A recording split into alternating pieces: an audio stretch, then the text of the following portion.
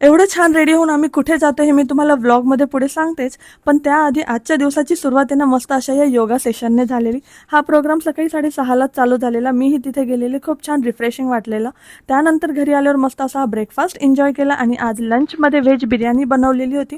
So त्याचसाठी इथे मी मस्त कोशिंबीर बनवलेली आणि काही फ्रुट्स आणि व्हेजिटेबल्स पण घेऊन आलेली मी सकाळी. सो म्हटलं लंचला वेळ आहे तोपर्यंत अरेंज करून ठेवून देते आणि त्यानंतर आम्ही सगळ्यांनी मिळून इथे व्हेज बिर्याणी आणि कोशिंबीर एन्जॉय केली. संध्याकाळी मात्र झोपेतून उठल्यानंतर मी आणि प्रिशा इथे हे ब्लॉग्स खेळत होतो. रिसेंटलीच आम्ही प्रिशासाठी हे ब्लॉग्स ऑर्डर केलेले, खूप छान आहे, इंटरॅक्टिव्ह असतात मुलं त्यासोबत. आणि मग नंतर मी रेडी होत होते.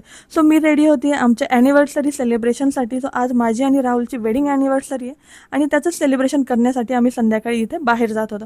ऑन द वे आमचा प्लॅन चेंज झाला आणि आधी तिथे पोहोचल्याबरोबर आम्ही मस्त असं फोटो सेशन करून घेतलं आणि त्यानंतर प्रिशाला आम्हाला जे काही फूड आवडतं ते सगळं आम्ही ऑर्डर करून घेतलं, ते एन्जॉय केलं.